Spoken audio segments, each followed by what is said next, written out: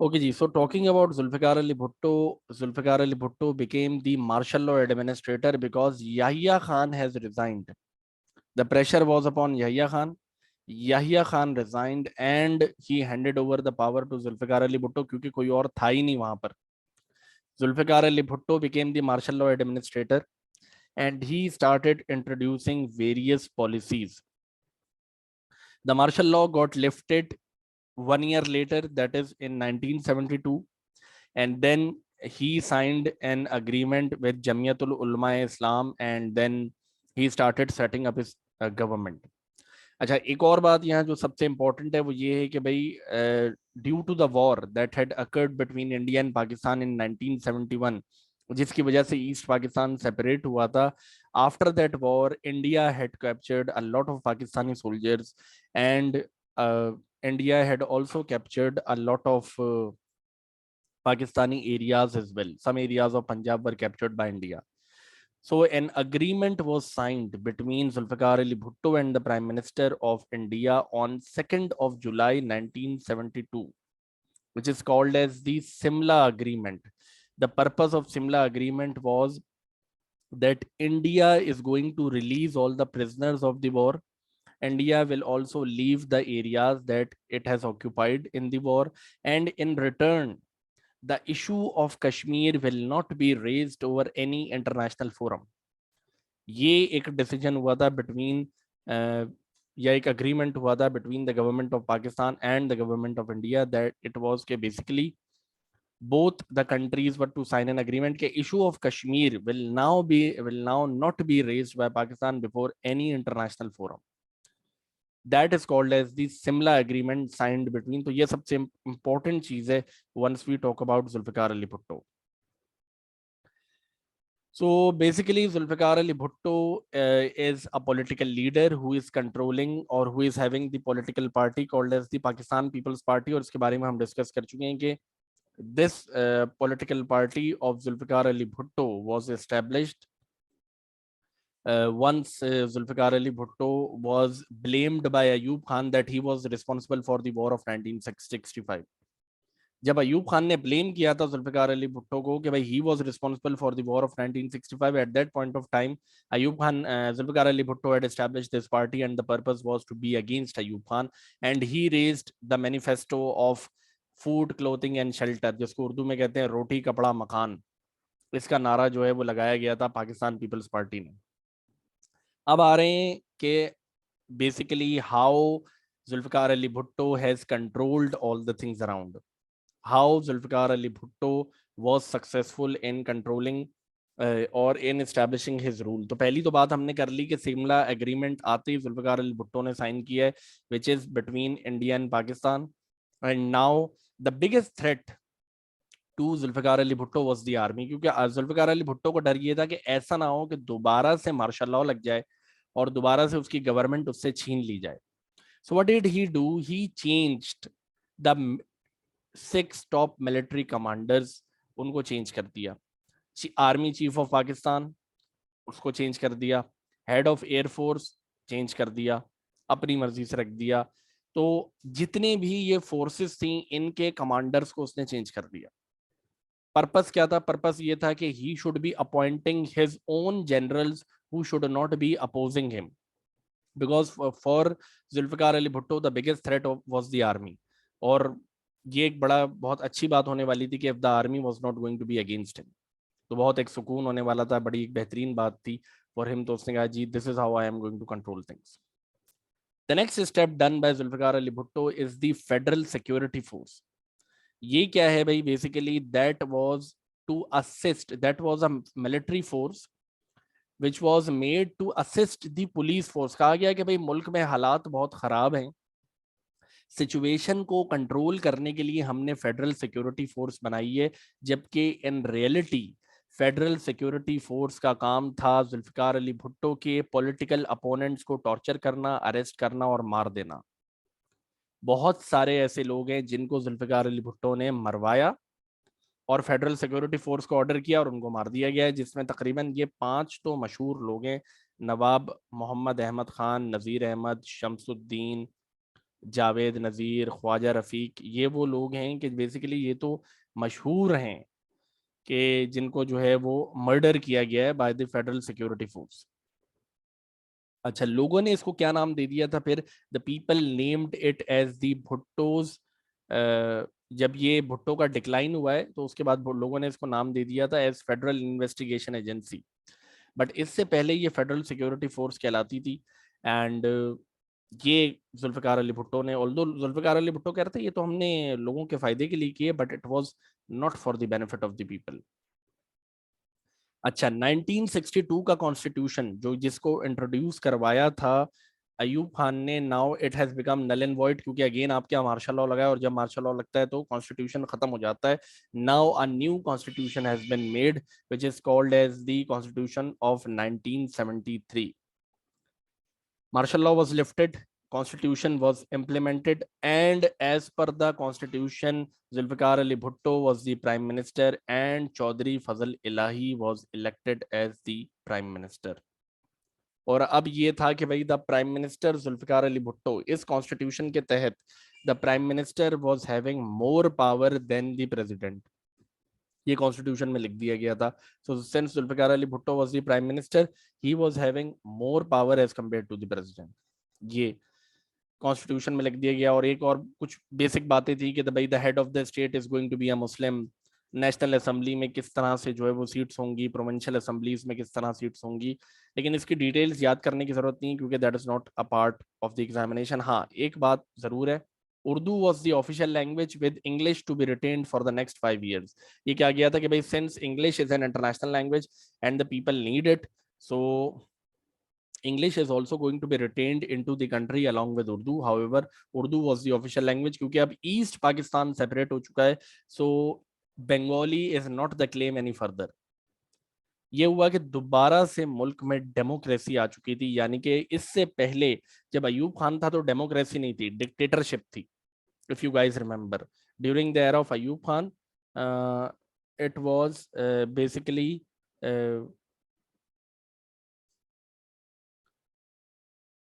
basically क्या कहते हैं उसको, अयूब खान के दौर में जो है वो डिक्टेटरशिप थी। Ayub Khan was the dictator, वो जो कहता था वही हुआ करता था, and it was something final.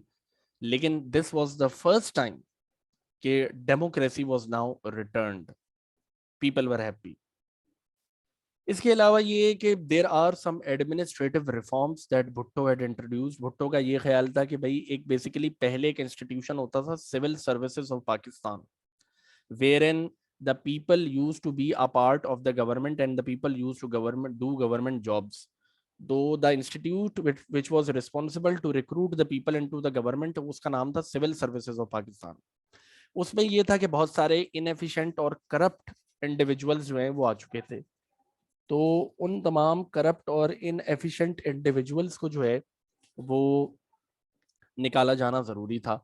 तो उसके लिए भुट्टो ने क्या किया कि he changed the levels and change the pay scales and remove the unnecessary distinctions between the types of civil servants. तो पूरा सिविल सर्विसेज ऑफ पाकिस्तान का जो स्ट्रक्चर है उसको जुल्फिकार अली भुट्टो ने चेंज कर दिया। और यहाँ पर एंट्री रिक्वायरमेंट सब चेंज हो चुकी थी कि any one was allowed to join at any level, even at the senior levels as well. If a person was capable, he applied for a position, there is a vacancy, he was allowed to be a part of that position। इससे पहले तक civil services of Pakistan में इस तरह की इजाजत नहीं थी। This was the first time this was introduced by Zulfikar Ali Bhutto and this was something good। Economic reforms की बात कर लेते हैं। Bhutto had promised his supporters कि आप लोगों की बुनियादी जरूरतें पूरी करेंगे। फूड, क्लोथिंग एंड शेल्टर का नारा लगाया गया, रोटी कपड़ा मकान आपको दिया जाएगा। इलेक्शन कैंपेन में जो नारा था, he wanted to increase the food production, it was and create jobs for a better welfare system. This was the target of Zulfikar Ali Bhutto. तो ये उसके इकोनॉमिक रिफॉर्म्स है, wherein he increased the food production, he tried increasing the food production and creating jobs for the people. Economic reforms which he tried to fulfill at least। Talking about industrial reforms, what were the industrial reforms of Zulfikar Ali Bhutto? तो जुल्फिकार अली भुट्टो का काम जो है वो ये था कि मुल्क में इकोनॉमिक ग्रोथ आए, इकोनॉमिक ग्रोथ का मतलब है increase in GDP. GDP, what is GDP? GDP is the local production of the country, gross domestic product जिसकी फुल फॉर्म है। अगर जीडीपी बढ़ती है तो उसको कहते हैं इंक्रीज इन इकोनॉमिक ग्रोथ। ये बात मैं पहले भी बता चुका हूँ, ठीक है। So the purpose of Zulfikar Ali Bhutto was to increase the economic growth and to decrease the inflation, महंगाई कम करना उसका पर्पस था। उसके लिए क्या किया कि जुल्फिकार अली भुट्टो ने कहा कि the country is in need. So finally what he did, he basically passed an order, और उसके तहत ये था कि majority industries of the country were now controlled by the government. Zulfikar Ali Bhutto का कहना था कि कंट्री को जो है वो पैसों की जरूरत है और पैसे जो हैं वो हमारे पास अवेलेबल नहीं है। तो उसके लिए हमने क्या करना है कि उसके लिए जो है वो बेसिकली हम ये करेंगे कि जितनी इंडस्ट्रीज हैं कंट्री के अंदर उन सबको हम अपने अंडर ले लेंगे, यानी the government is going to be the controller of all the industries. अब भाई बात ये मुसब भाई, an industry that belongs to you, if the government takes it over and doesn't gives you anything, so is it something justified or not? क्या कहते हैं? No sir. It is something not justified, ठीक है ना भाई। अब बात ये, the people became really angry. This policy was called as the nationalization policy, याद रखिएगा ये बात मैंने इंडस्ट्री के चैप्टर में भी बताई थी। This policy was called as the nationalization policy, wherein the purpose was के to control all the industries. अच्छा, there were some good reforms as well.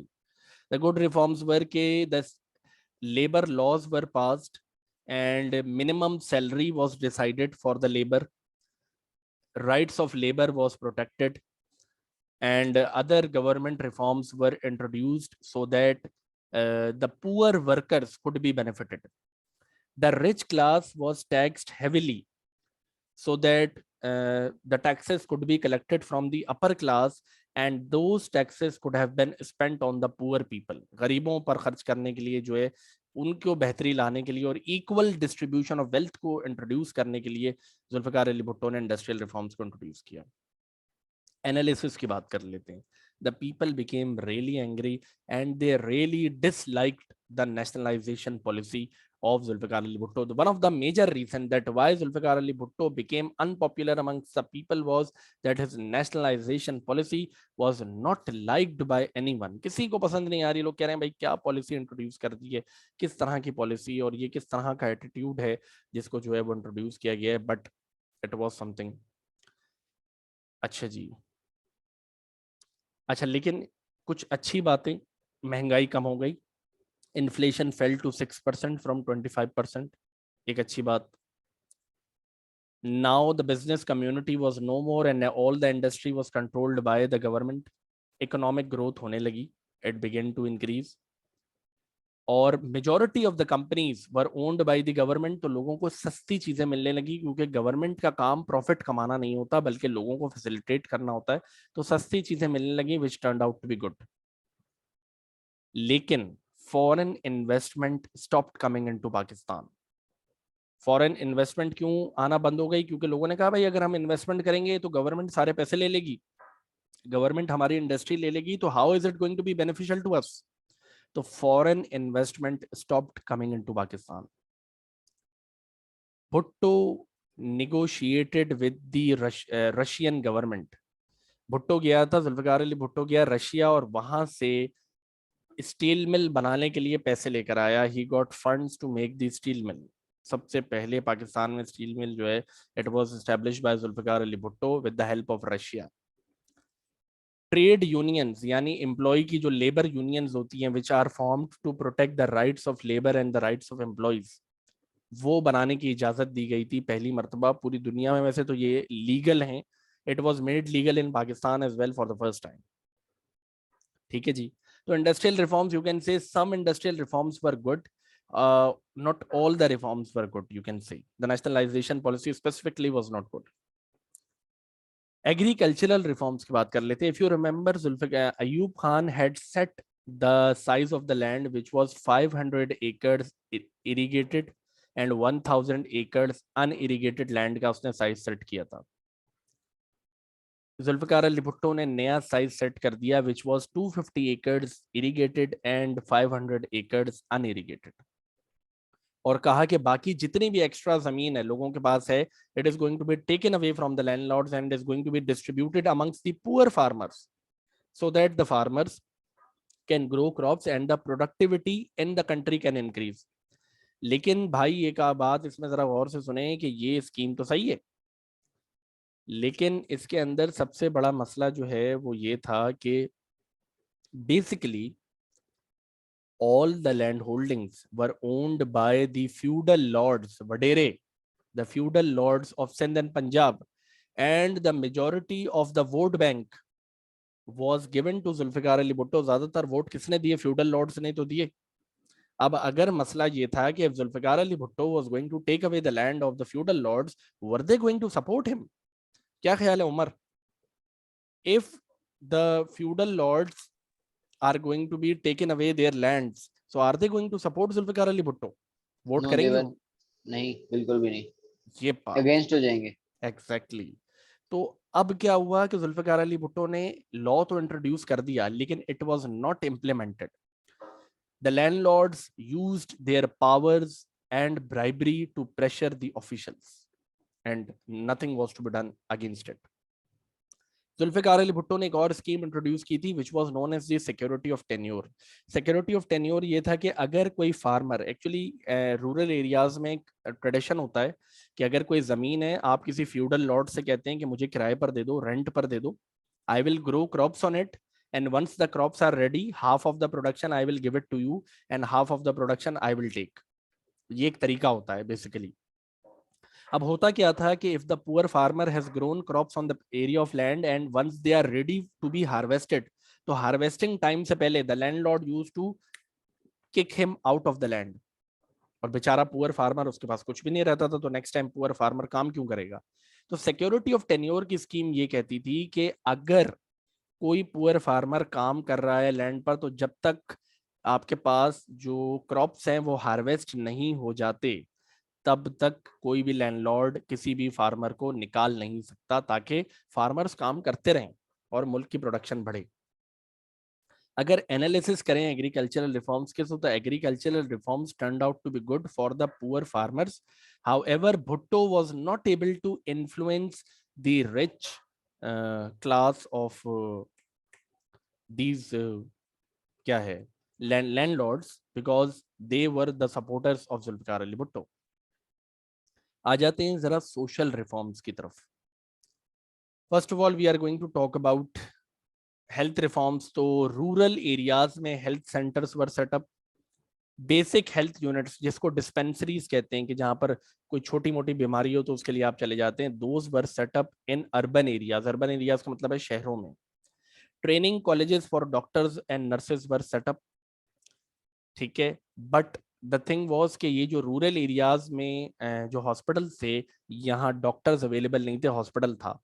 तो what was the need of that hospital when no doctors are going to be available, no equipment is going to be available? क्या फायदा होने वाला है उसका? कोई फायदा नहीं होने वाला, कोई बेनिफिट नहीं है कंट्री को या किसी को भी कि भाई अगर उसके अंदर जो है वो कोई फायदा नहीं मिलने वाला। तो that turned out to be another problem, और इसको स्टिल इग्नोर किया जा रहा था, कोई सुनने वाला नहीं है, कोई देखने वाला नहीं है। एक और बात, to make medicine more affordable, ये सबसे इंपॉर्टेंट बात है, the sale of medicine under brand name was banned. Zulfikar Ali Bhutto ने अनाउंस किया कि भाई now the sale of medicine under brand names is going to be banned, it is not going to be allowed. Brand name का मतलब है कि एक company अगर अपना ब्रांड बना लेती है तो वो महंगी करके बेचती है मेडिसिन, तो उसने कहा ये अलाउड नहीं होगा, बल्कि कोई भी कंपनी बेच सकेगी, और मेडिसिन की प्राइसेस को रिड्यूस किया गया। Medicines were made available without any prescription, के लोगों को दवाइयां चाहिए तो उसके लिए प्रिस्क्रिप्शन नहीं होना चाहिए, बल्कि जो बेसिक मेडिसिन हैं वो विदाउट प्रिस्क्रिप्शन भी मिलनी चाहिए।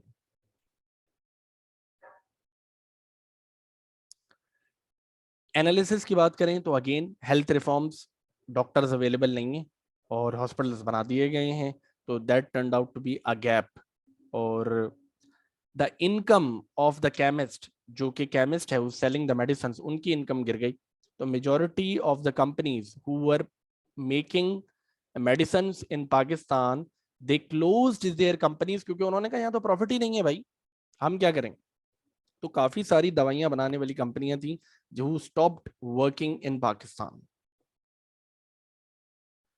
नेक्स्ट रिफॉर्म की अगर बात की जाए so that is the educational reform. और एजुकेशन की अगर बात करें तो बेसिकली जुल्फिकार अली भुट्टो ही set up in order to raise the standard of the schools, he built more schools and he provided free education.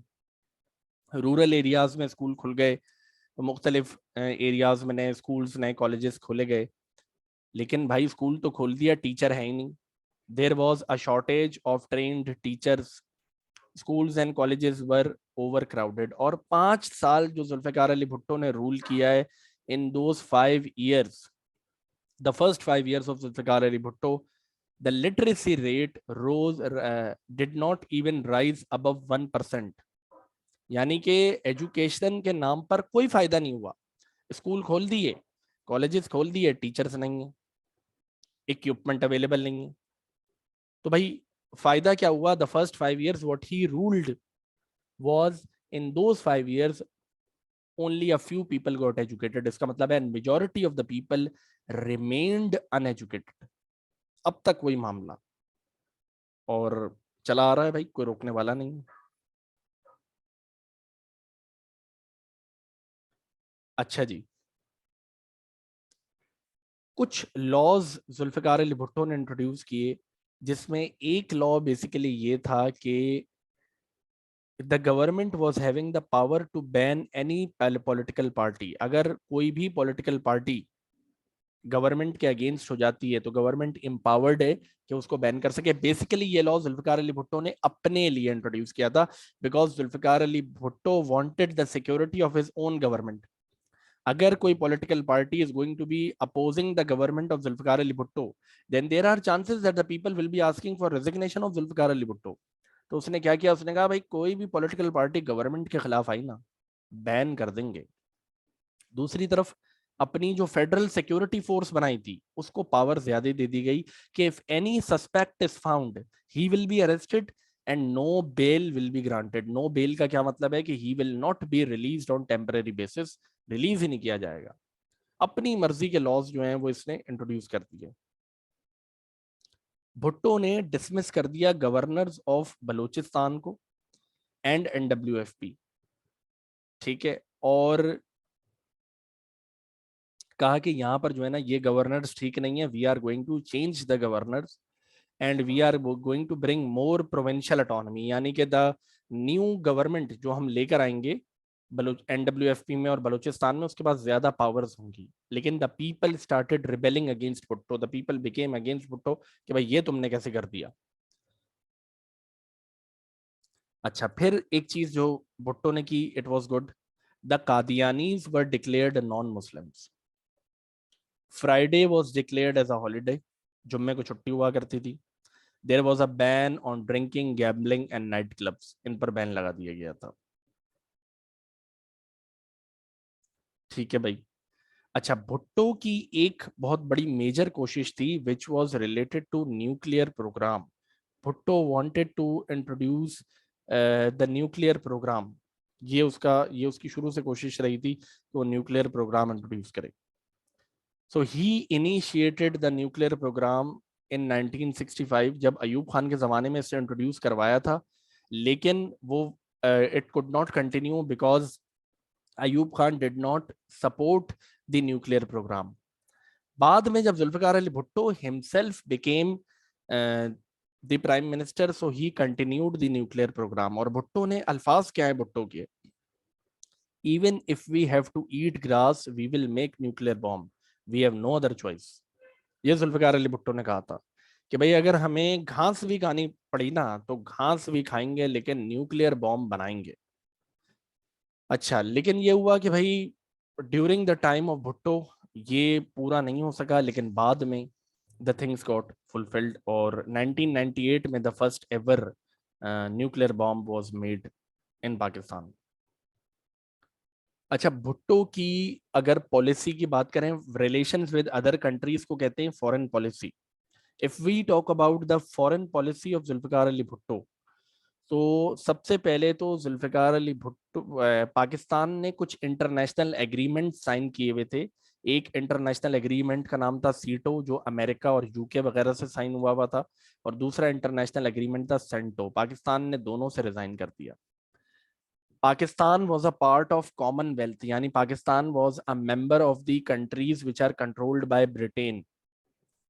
ठीक है, पाकिस्तान ने कॉमनवेल्थ से भी रिजाइन कर दिया, जो जुल्फ़िकार अली भुट्टो साहब ने किया। However, the relations between Pakistan and Iran, they improved, and Iran provided military assistance to Pakistan. China के साथ रिलेशनशिप्स इंप्रूव हुए। Bhutto improved the relations with Arab world, और भुट्टो का पर्पस था तमाम पाकिस्तानियों को जो है ना, वो सॉरी पाकिस्तानियों कह रहा हूँ, तमाम मुसलमानों को। The purpose of Bhutto was to bring closer all the Muslim countries of the world against America. और इसी वजह से भुट्टो साहब को अरेस्ट कर लिया गया था फिर। ये एक मेजर वजह बनी है भुट्टो साहब की, जहन में रखिएगा। ये आगे कनेक्ट करूंगा इस बात को, तो ये यहाँ इसको जहन में रखिएगा कि basically the idea of Bhutto was to unite all the Arab world countries against America. तो वो बेसिकली जो है वो that turned out to be a problem for Zulfikar Ali Bhutto sahab. Bhutto organized a meeting of all the Muslim countries, जो basically एक organization थी जिसका नाम था ऑर्गेनाइजेशन ऑफ इस्लामिक कंट्रीज, जो 1974 में जुल्फिकार अली भुट्टो साहब ने ही बनवाई थी। With the help of Zulfikar Ali Bhutto ये बनी थी। इसका जो सेकंड कॉन्फ्रेंस हुई है वो लाहौर में हुई थी, और basically the purpose was to bring the Muslims together, और तमाम मुस्लिम कंट्रीज को करीब लाने की जो है वो कोशिश जुल्फिकार अली भुट्टो साहब की थी कि हम किसी भी तरीके से इनको करीब ले आएं, और वो जो है बस हो जाए तो that is going to be कि हम किसी भी नॉन मुस्लिम कंट्री के खिलाफ खड़े हो जाएंगे फिर। अच्छा भाई, हुआ क्या है कि अचानक जुल्फिकार अली भुट्टो साहब ऑपरेट कर रहे थे कि one fine day Zulfikar Ali Bhutto was arrested by the army, and the claim on Zulfikar Ali Bhutto was that he had murdered some of the people। ये जुल्फिकार अली भुट्टो साहब पर इल्जाम लगाया, और अचानक आर्मी ने जो है वो जुल्फिकार अली भुट्टो को अरेस्ट कर लिया। इससे पहले अरेस्ट का कोई मामला नहीं हुआ था, लेकिन अब इस बार जो है for the first time the army had arrested Zulfikar Ali Bhutto. अच्छा जी, डाउनफॉल ऑफ भुट्टो की अगर बात करें तो सबसे पहले तो the nationalisation policy was not liked by the people. The middle class criticized him that the educational reforms were not good. The religious people opposed him, or the religious groups started saying that he was introducing laws against Islam. The people of Balochistan were not happy because they said कि इन्होंने हमारा जो है वो बंदा हटाया है और अपनी मर्जी से किया है, तो people were not happy. 1977 में जुल्फिकार अली भुट्टो announced elections. तो Zulfikar Ali Bhutto was contesting in the elections and other political parties were contesting in elections as well. Elections हुए और इलेक्शंस में जो है the party of Zulfikar Ali Bhutto won the elections. तो ये था कि अब इलेक्शन जीतने के बाद again Zulfikar Ali Bhutto is going to be the prime minister second time of Pakistan, but the people started putting the allegations upon Bhutto कि there has been rigging in the elections, there has been unfairness in the elections. तो ये कहा गया कि भाई elections दोबारा करवाए जाने चाहिए because there has been unfairness in the elections and the elections have not been in favour. तो हुआ ये है कि basically Zulfikar Ali Bhutto got arrested for the murder of Ahmad Raza Kasuri. इस पर जो है जुल्फिकार अली भुट्टो को अचानक अरेस्ट किया गया, और when Zulfikar Ali Bhutto got arrested, so the commander of army was general Ziaul Haq. अच्छा, जनरल ज़ियाउल हक को जो है वो आर्मी कमांडर बनाया है किसने? जुल्फिकार अली भुट्टो ने। जनरल ज़ियाउल हक imposed मार्शल लॉ, उसने कहा the government has gone corrupt, the prime minister has gone corrupt, तो इसलिए जो है हम मार्शल लॉ इंट्रोड्यूस करेंगे। लो भाई, Zulfikar Ali Bhutto was arrested on 5th of July 1977, however he was released। Release कर दिया गया कि भाई अच्छा भाई इनके खिलाफ सबूत नहीं मिल रहे, दोबारा अरेस्ट कर लिया। री arrested on 3rd of September 1977 against the charges of a murder case, और कहा गया नहीं जी मर्डर केस है इनके खिलाफ। दोबारा रिलीज कर दिया गया 13 सितंबर को, 10 दिन जेल में रख के दोबारा रिलीज कर दिया और लाहौर हाई कोर्ट ने बेल ग्रांट की।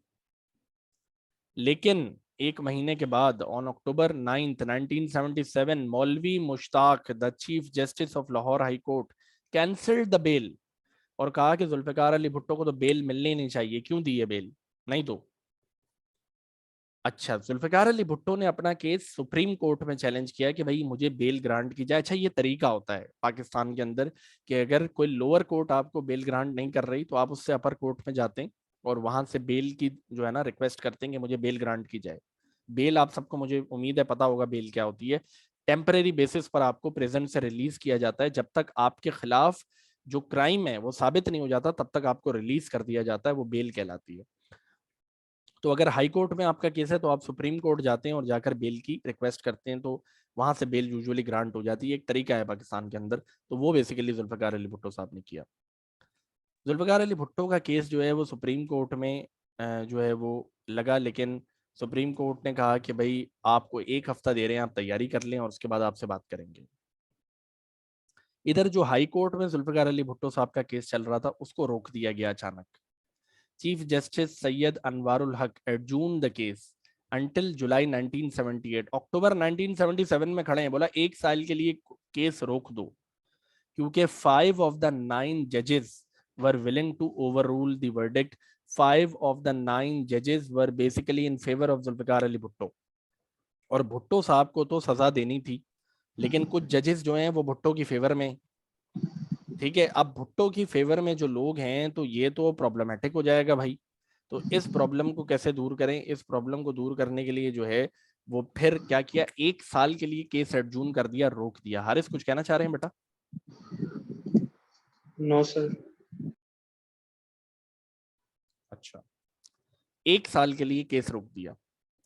क्यों रोका भाई? 1 साल में ये था कि जितने जजेस थे जो बेसिकली सपोर्टर थे भुट्टो के, देवर गोइंग टू रिटायर। उनकी रिटायरमेंट के बाद केस दोबारा चलाया गया और केस चलाकर जब केस बेसिकली एडजुडिकेशन हुई है केस की, when the case was adjudicated, Bhutto was declared guilty और कहा गया कि बेसिकली जुल्फिकार अली भुट्टो जो है वो he has been declared guilty of a murder, और क्योंकि इसने मर्डर किया है तो he is required to be punished. So supreme court में जो केस आया था, सुप्रीम कोर्ट ने उसको डिसमिस कर दिया और कहा कि भाई Zulfikar Ali Bhutto deserves to be hanged.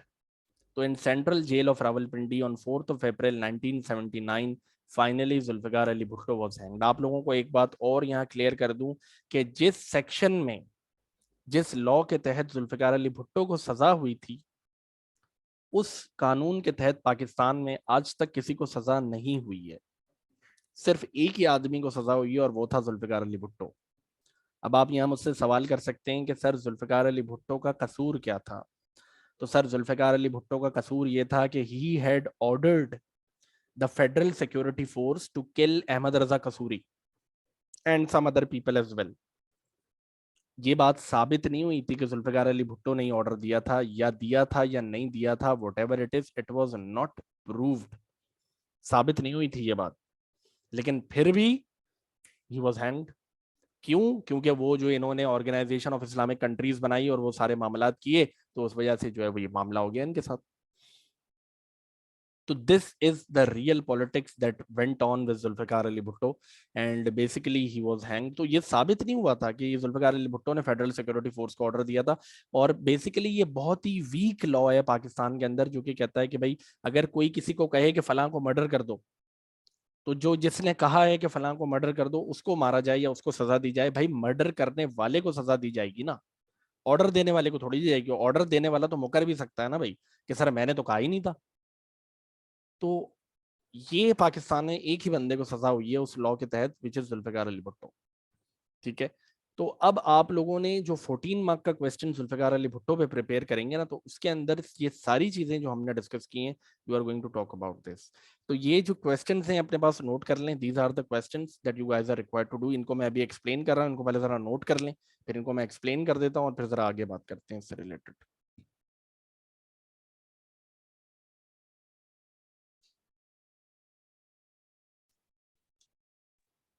Sir इनको बेल इसीलिए भी इनको फांसी इसीलिए भी हुई होगी क्योंकि इन्होंने अमेरिका को चैलेंज किया था। इनडायरेक्ट रीजन यही है, लेकिन पूरी दुनिया में जो रीजन बताया गया है वो ये बताया गया है कि ही वॉज अ मर्डरर, इस वजह से फांसी दी गई। इनडायरेक्ट रीजन वही है कि अमेरिकन प्रेशर था तो फांसी देनी पड़ी। समझ रहे हो बात? सर जी उसवा बोले। सर जुल्फिकार अली भुट्टो की जो स्कीम थी to unite all the Muslim countries, wasn't it like a good thing? उसको इतना नेगेटिव क्यों लिया गया? बिल्कुल आपकी बात ठीक है। बहुत अच्छी चीज उसने इंट्रोड्यूस की है, अमेरिका के खिलाफ की है।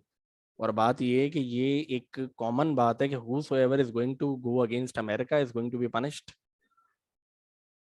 तो ये तो होना था। तो इसको नेगेटिव पाकिस्तान में नहीं लिया गया, इसको नेगेटिव इंटरनेशनली लिया गया। और ये पाकिस्तान की कोर्ट्स का फैसला नहीं है, ये फैसला बेसिकली इंटरनेशनल फैसला है जो इम्पोज किया गया पाकिस्तान के ऊपर। और ये पाकिस्तान की पॉलिटिक्स में कॉमन बात है कि भाई there are various things which are indirectly imposed upon Pakistan, और फिर वो सुप्रीम कोर्ट बीच में आती है और एकदम फैसला देती है। तो वो जो फैसला होता है ना भाई, वो पहले कहीं और से आया हुआ होता है। इमरान खान साहब को ऐसे ही गवर्नमेंट से नहीं हटाया था, वो फैसला कहीं और से आता है। Okay sir. अच्छा जी, ये क्वेश्चन नोट कर लिए आप लोगों ने भाई। पहला क्वेश्चन है what was the security of tenure, which is a question for 4 marks. Now whenever there is a question which is going to be for 4 marks, you are required to write down 4 sentences about it. So the security of tenure scheme was introduced in the year 1975 by Zulfikar Ali Bhutto. ठीक है, एक point. The purpose of the security of tenure was to protect the rights of the poor peasants. Now, no feudal lord was having the right to dismiss any peasant within the provided time. This basically motivated the peasants to work for the betterment of the country, and this led to an increase in the food production. तो security of tenure scheme का जो question है 4 marks का है, बहुत easy है, आप लोग उसको आंसर कर सकते हैं, नॉट एन इशू। दूसरा question, why was Zulfikar Ali Bhutto hanged in 1979? It is a question for 7 marks. Now, whenever there is a question for 7 marks, it is going to be answered in 2 paragraphs. ध्यान में रखिएगा। First paragraph is going to be introductory paragraph. उसमें आपने बताना है कि Zulfikar Ali Bhutto, for example कुछ brief background की बातें, कि Zulfikar Ali Bhutto was arrested in the year 1977 by the army and he was being alleged for certain reasons due to which he was hanged. ये हो गया introductory paragraph. Reasons, Zulfikar Ali Bhutto was arrested. अब इसमें आप पूरी डिटेल बताएंगे कि भाई जुल्फिकार अली भुट्टो, ये रही डिटेल इसकी, कि जुल्फिकार अली भुट्टो, ये आपकी बुक में भी मौजूद है।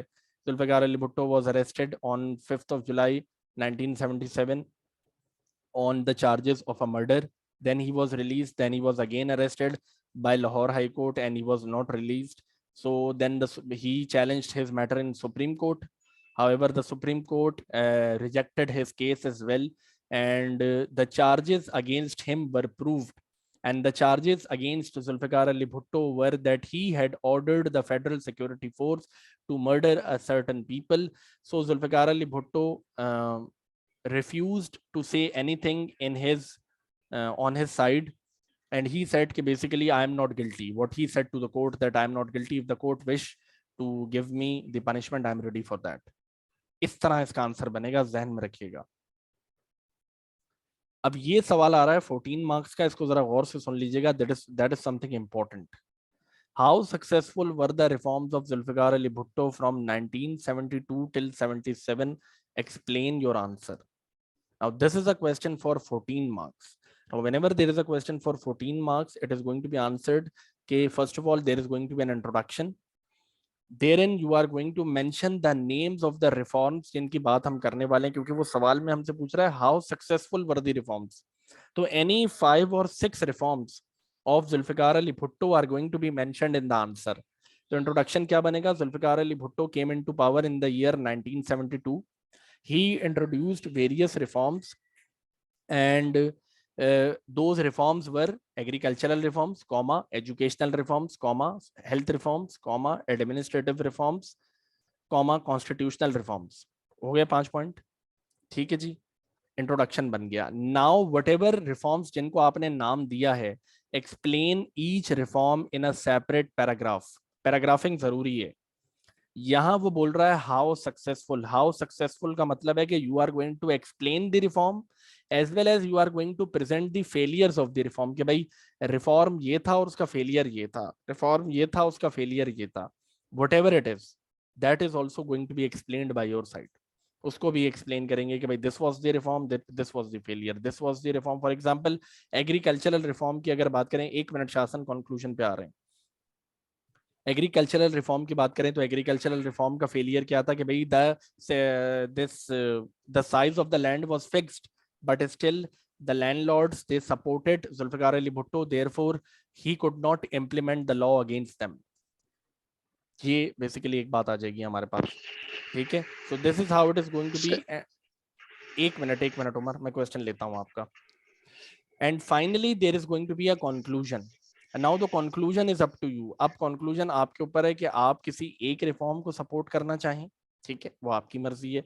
आप कहना चाहें कि भाई the best reform of Zulfikar Ali Bhutto was the agricultural reform, या the best reform of Zulfikar Ali Bhutto was the constitutional reform because due to which it provided the Pakistan with democracy in the country, या whatever it is, conclusion is up to you. लेकिन याद रखिएगा जो भी conclusion लिखेंगे उसको justify करेंगे कि भाई this was the justification. For example आप कहते हैं the best reform of the Zulfikar Ali Bhutto was agricultural reform but in because it increased economic growth in the country, ठीक है।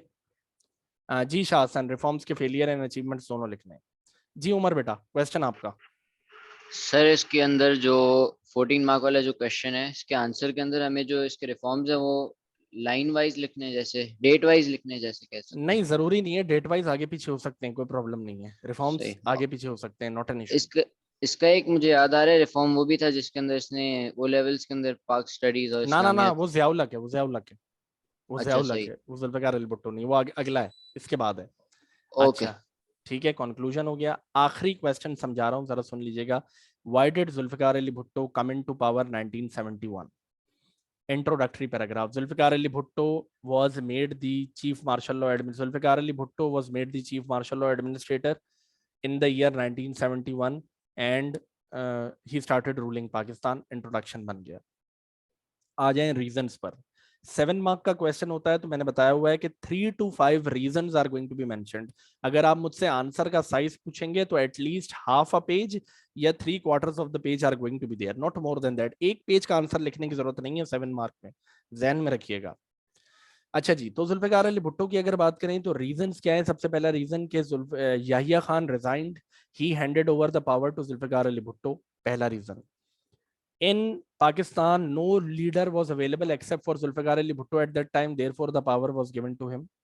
तीसरा reason, Zulfikar Ali Bhutto was an influential leader. The people supported him. The people accepted him as a leader, and therefore he became the leader. चौथा reason, Zulfikar Ali Bhutto was a knowledgeable man, and the army since was being blamed by the people for the separation of East Pakistan. Therefore, it was necessary to hand over the power to Zulfikar Ali Bhutto so that he could calm down the people. तो इस तरीके का answer जो है वो 7 marks का इधर बन सकता है यहाँ पर, ठीक है। तो ये आपके पास जो है वो 4 क्वेश्चंस हैं pertaining to Zulfikar Ali Bhutto, and these are some of the common questions which come in the examination. So if you guys prepare answers to these questions, तो आपको बहुत आसानी हो जाएगी कि ये समझ लें पास्ट पेपर के क्वेश्चंस आपके यहाँ प्रैक्टिस हो गए। जुल्फिकार अली भुट्टो पे यूजुअली 14 मार्क का क्वेश्चन बनता है और उसके रिफॉर्म्स को हम एक्सप्लेन कर रहे होते हैं, तो उसको समझने की जरूरत है। या 7 मार्क का क्वेश्चन बनता है जुल्फिकार अली भुट्टो पे, तो you guys are required to read the book. After reading the book, attempt these questions and submit them by Wednesday. Wednesday is the deadline for submission.